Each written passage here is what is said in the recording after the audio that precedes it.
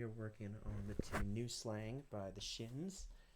Yes, last week we went over the beginner arrangement skills, right? Like the rhythm that we need to know, the chords that we needed to know, and then also the progressions. That was kind of the tricky part of this tune, is putting this all together in the correct order and the correct durations. It's a little bit tricky, but nothing that you can't manage if you put some time into memorizing the chord progressions. Remember, the chord progressions, there's two of them to learn.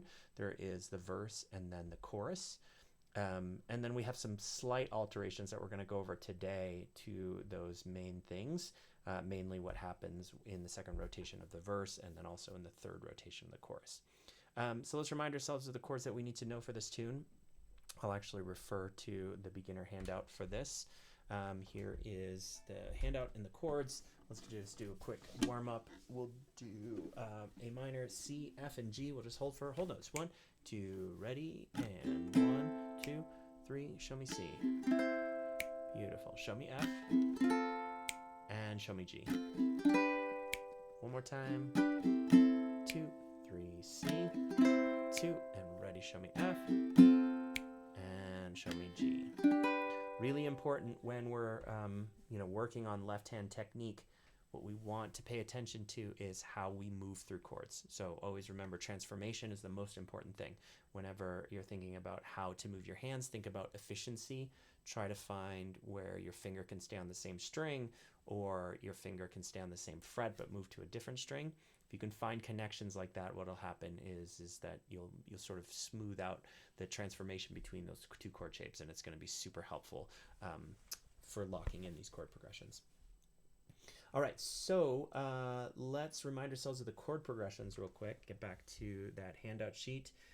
You can see here the thing that you really need to pay attention to is when we split measures and when we have kind of those off tempo or off time changes, right? Like happens right here where these all have 2 beats of C and 4 beats of F, 2 beats of C and 4 beats of G. So those are like the 6 beat measures that happen in this tune. Oh yeah, there's one more here, right?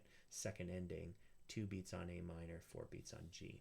Those are the things we want to pay attention to. Otherwise, if you see it with both kind of lowercase like this, you'll know that there's 2 beats here and 2 beats on F, right? And you split that between a 4-way measure. Cool. Let's try to play through both chord progressions, and we'll use whole notes and half notes, okay? 1, 2, ready. 4 counts A minor. 2, 3, C, F. 2, switch F. 2, 3. Dirt and fries. First ending. Hope it's right when you die. 2, 3. Old and lonely. Repeat. Dawn breaks. C like a bowling ball. C and G. I never should have called. Good. Second ending. But my head's to the wall. 2 beats A minor, then 4 beats on G. Beautiful. And then we go chorus. If you turn C to me like a F to C and takes to the wind. Here we'll jump to the second line because we're not in the third chorus. I'm out of jump C. I'm out tree and all. 2 beats F, C. Repeat 3 times. King of the ice soars till the rest of our lives. 2 measures on G. Very well. 3, 4, 1, 2, ready, and on A minor. All right, so that's it for the quick review on the chord progressions. Remember, when we're trying to put these together, if you don't have the anticipation of what's coming next inside of your ear, you need to listen to the song more. You need to kind of spend some time memorizing these chord progressions. But what you really want to think about is having the expectation of wanting to hear something and then letting our hands kind of achieve that. And remember, we can focus on just transformation by looping kind of small repeats, right? Whatever challenging transformations you're having, like maybe it's, let me look for one. A minor to a G, that can be a tougher chord change, right? 2, 0, 0, and 0. If I can drop my middle finger down to the second fret on the A string, see how I just drop, take the elevator all the way to the bottom, then I can kind of load up my pointer finger above it, and then my ring finger can go in that string in the middle, right? Let's try that transformation a few times. 2, 3, 4. 2, ready. Drop that finger down add the pointer, and then the ring. 2 and ready, back to A minor. 2 and ready. Remember, always thinking about transformation. And if you can evaluate where you're having the most trouble, then you can really just put focus and repetition on those changes. And listen on C. Nice.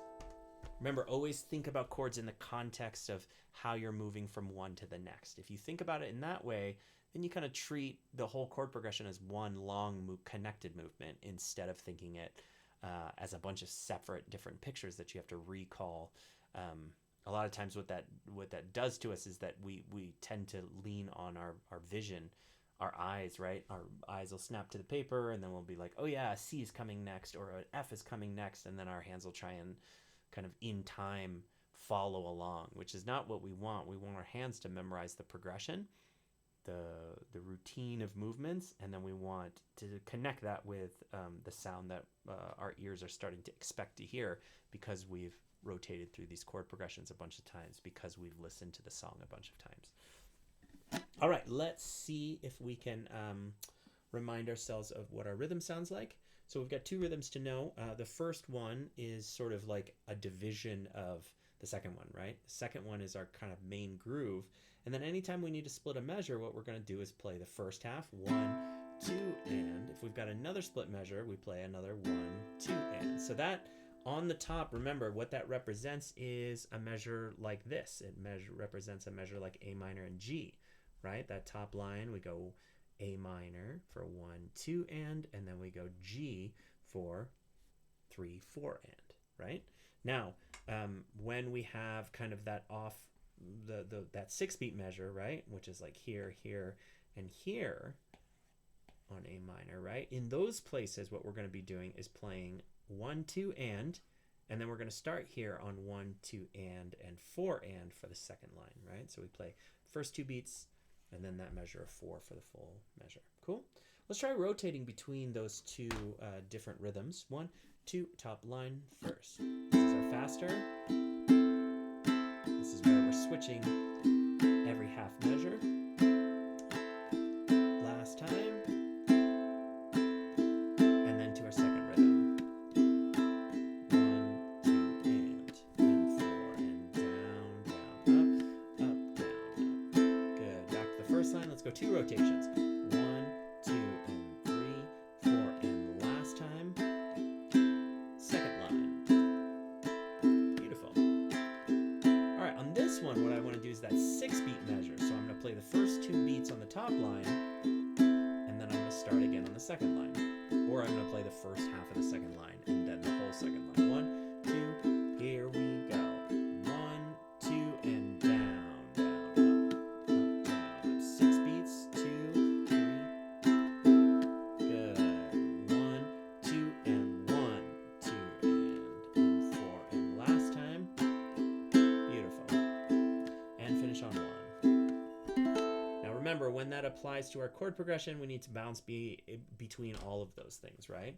Like if I was to kind of map this out, A minor would be line 2, right? Because it's a full measure. This would be first half and then line 2, right? That would happen here, that would happen here, and then here what we have is line 1, right? Because we're splitting in between the measures.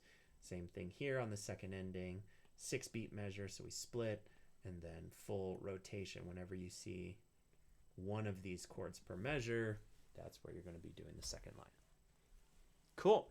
All right, let's give it a try with our rhythm and the verse. 1, 2, ready, here we go. Gold teeth and the C. Second line for F. Good. Are all in my mouth. Beautiful. First ending. Only I don't know how.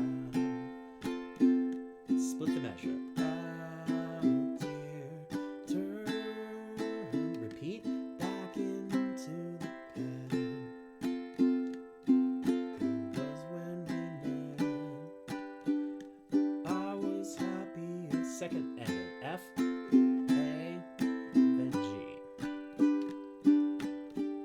Take it to the chorus. But if he took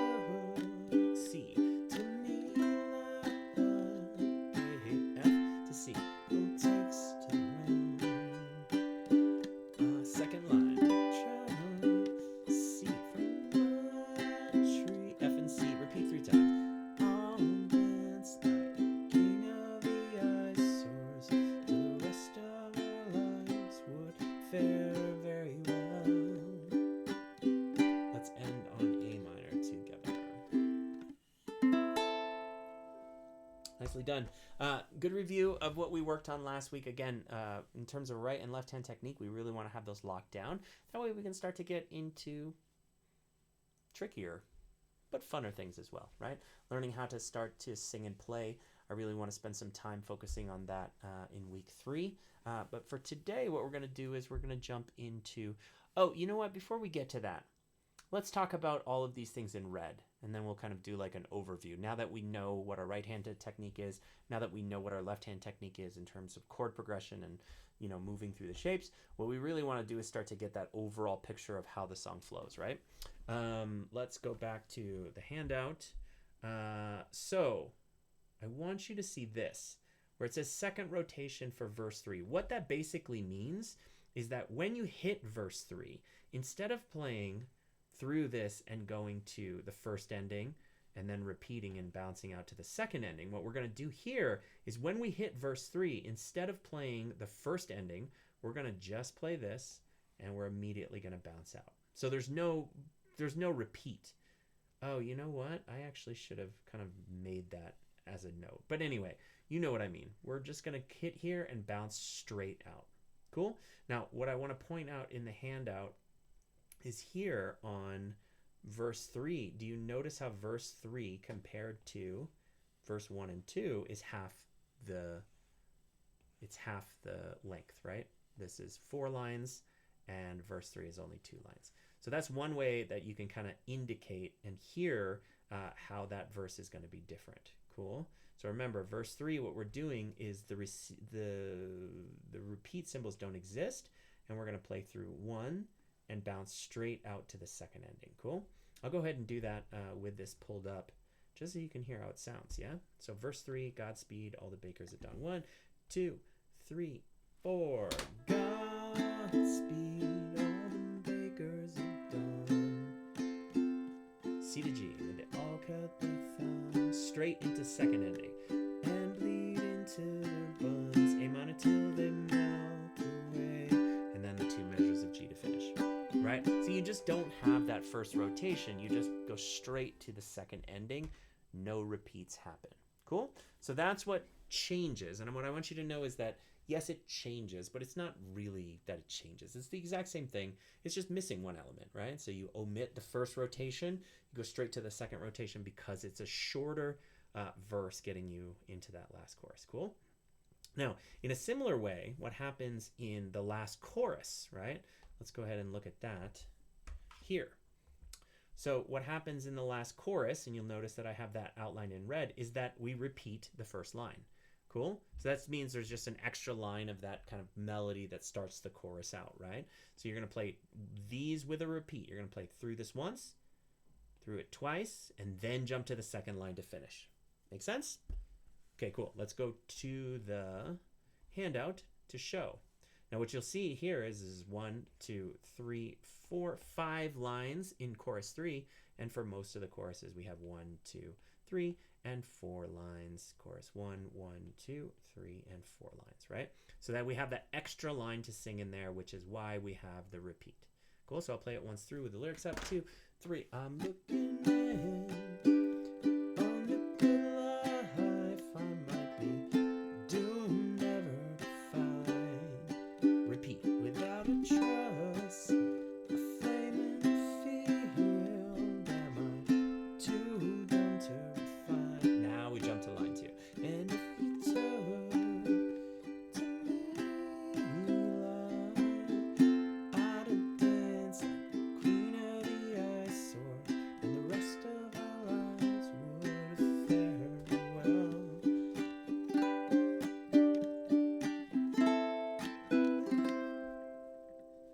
Cool. So I just wanted to explain those 2 changes really quick while we were going through this. Remember, the ability to be able to notice those things is really about learning the song, right? Learning how the song flows and how it moves. I want you to know that you're not actually learning any new skills.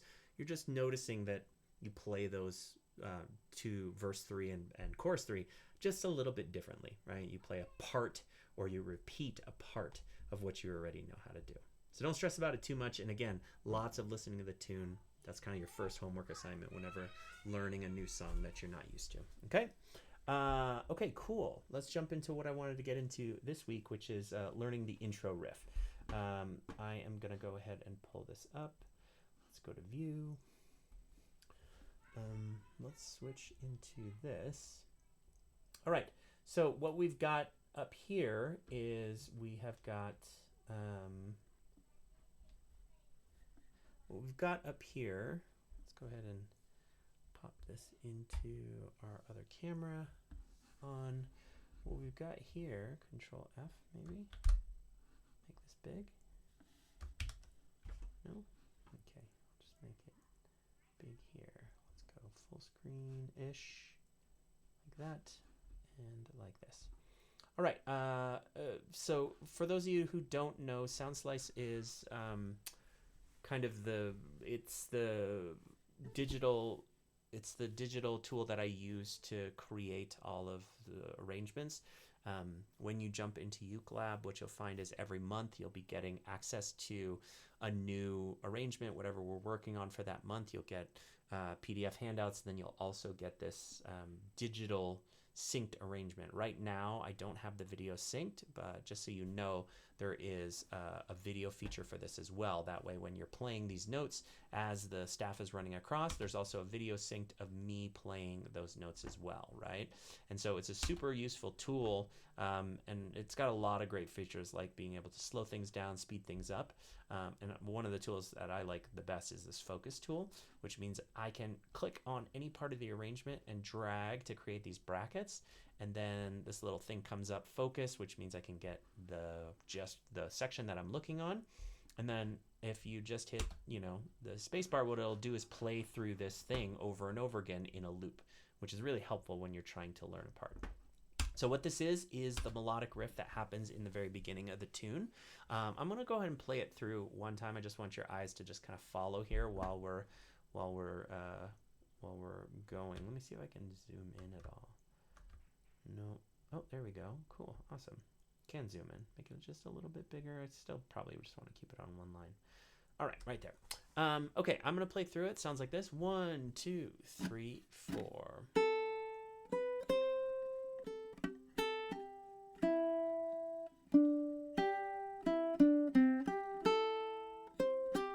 Repeat. And just like on the handout, you see first ending here, jumping out to second ending here, right? So the first time through I play measure 4, the second time I play through I play measure 1, 2, 3, and jump to 5. Cool, just like that. And we don't have measure 6 included there. Maybe we should. Focused on bars, let's add measure 6 like that, which means we need to shrink it down a little if we want it to be, oops, a little too far.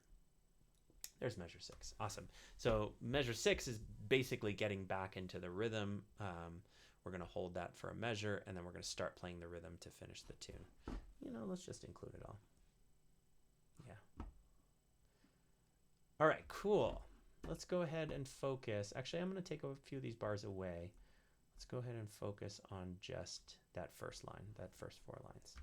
So what I've got here is a melodic phrase, and don't stress if you don't know how to read standard notation, which is what you think of as written music here.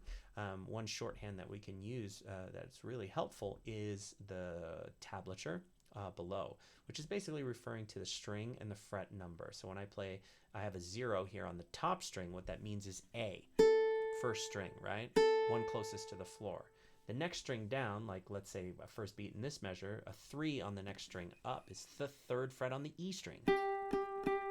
Right? Every time I see 0, I play open, and anytime I see a number on the string, I fret that corresponding string, right? So here is the C string, the next string up. Right here I play 2 on it, right? Over here I play 0 on it, and then no playing the G string on this phrase. Cool?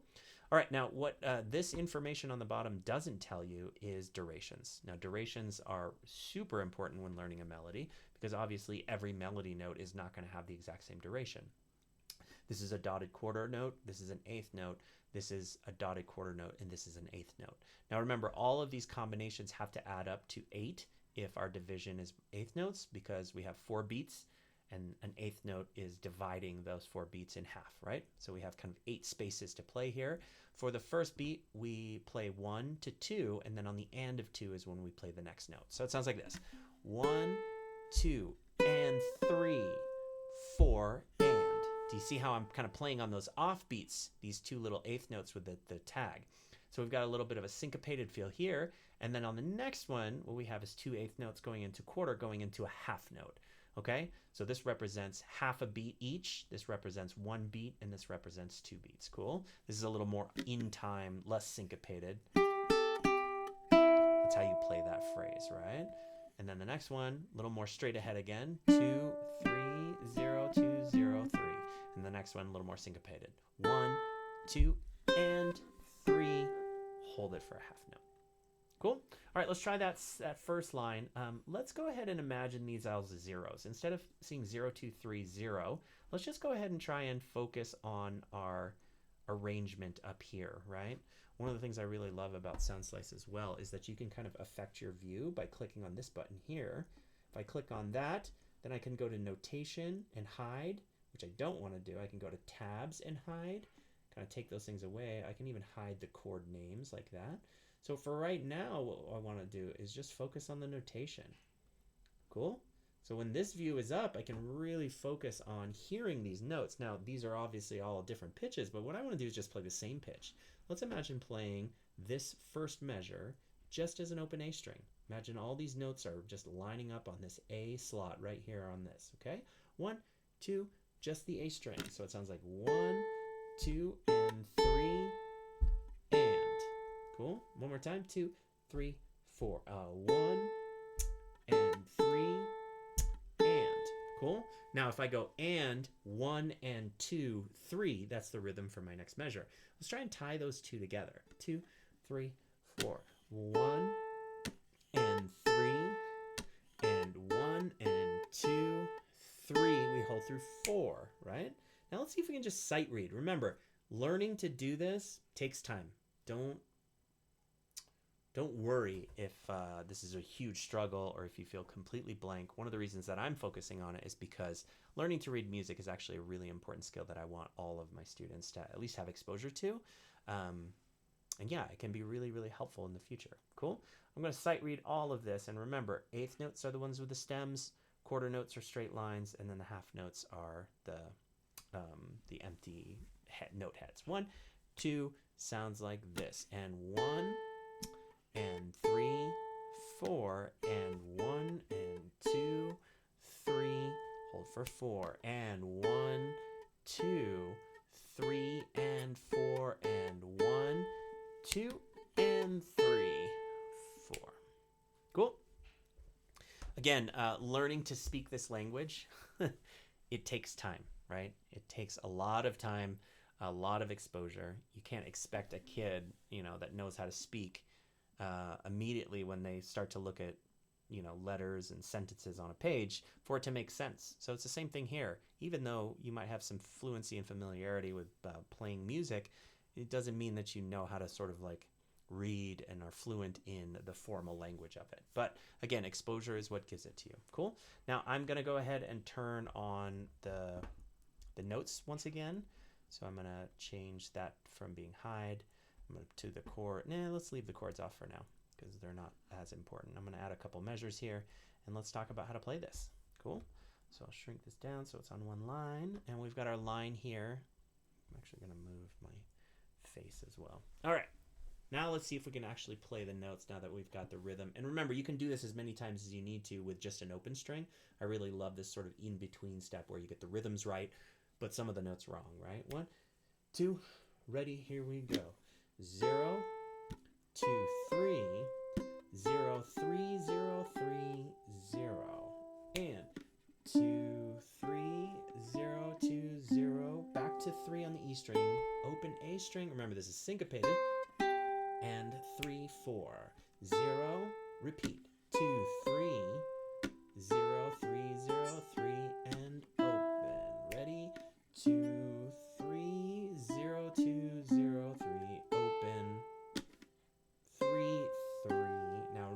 the second ending. So we're going to reach up to 5 on beat 4, and then we're going to roll through that C chord.